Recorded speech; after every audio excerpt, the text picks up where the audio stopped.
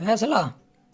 करुणा सुबह 4 बजे उठती थी और रात के 12 बजे के बाद ही उसके हिस्से में बिस्तर आता था। वह एक निजी कंपनी में नौकरी करती थी और शादी के बाद भी उसने नौकरी जारी रखी।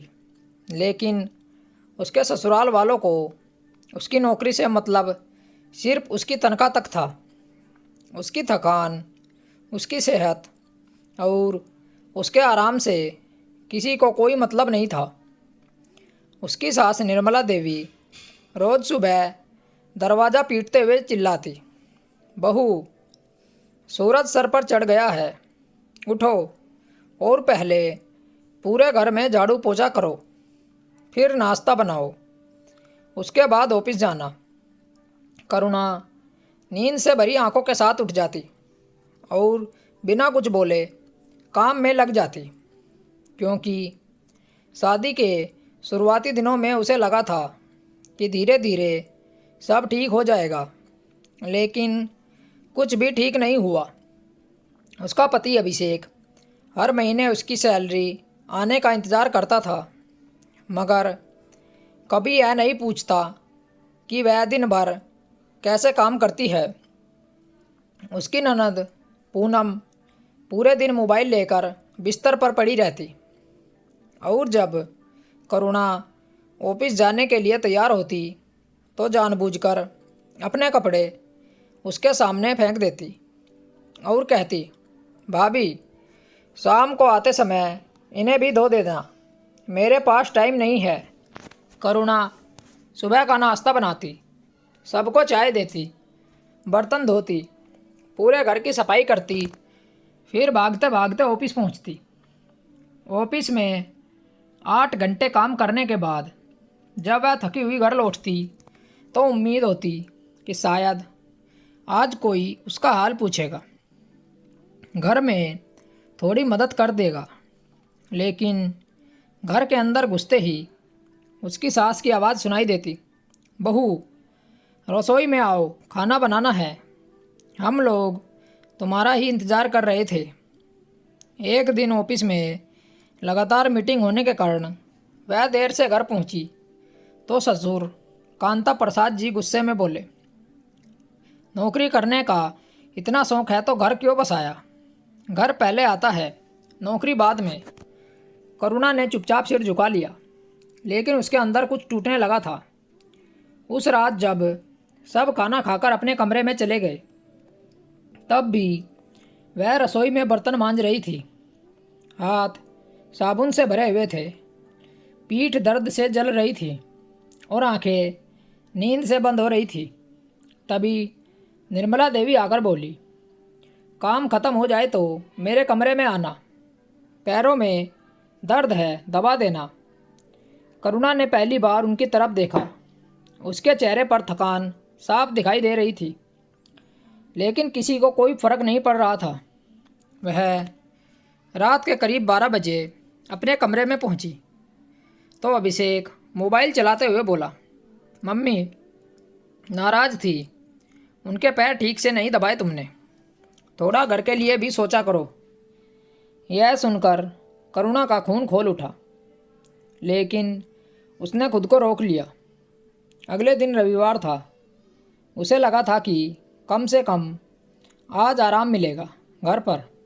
लेकिन सुबह होते ही निर्मला देवी ने कामों की पूरी सूची उसके हाथ में थमा दी।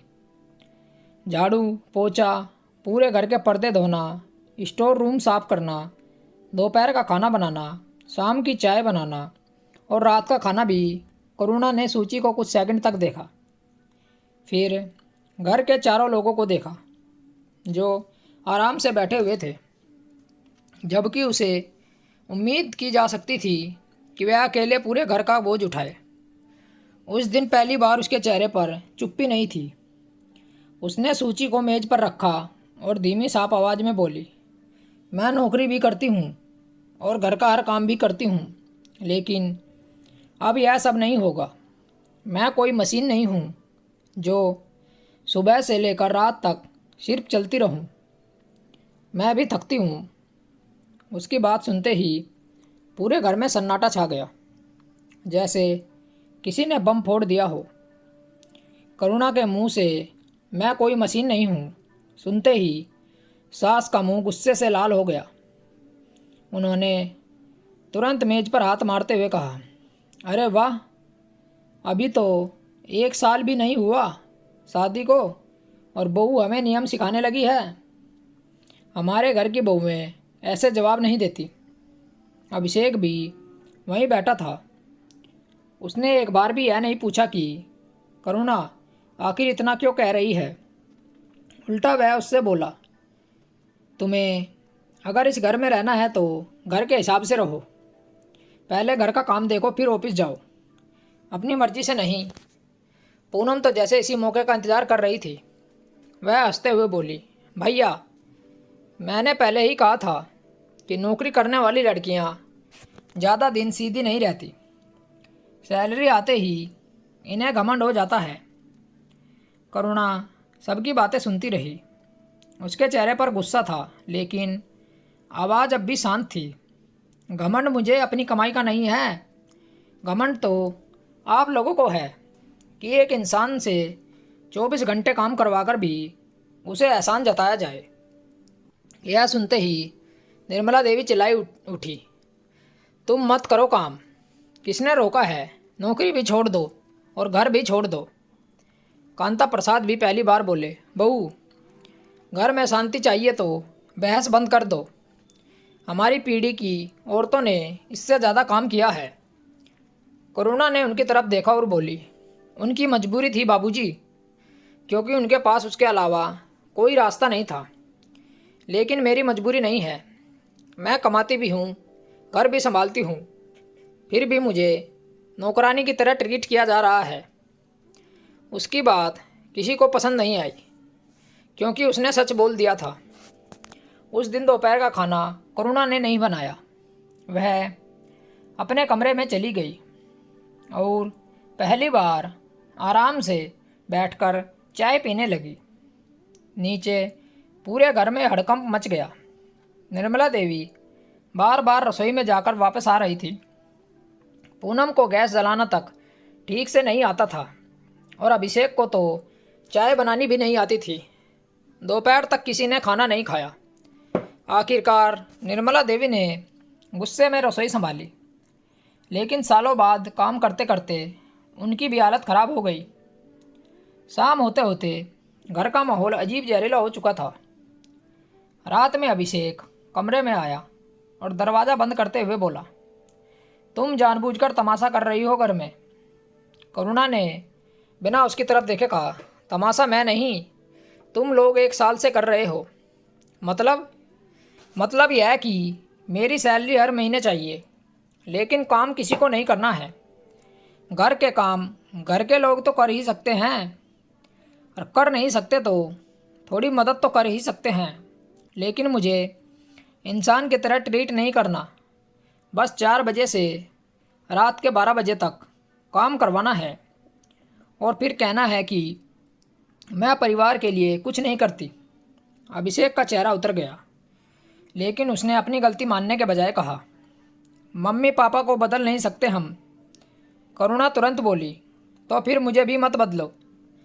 उस रात दोनों अलग अलग तरफ मुंह करके सो गए।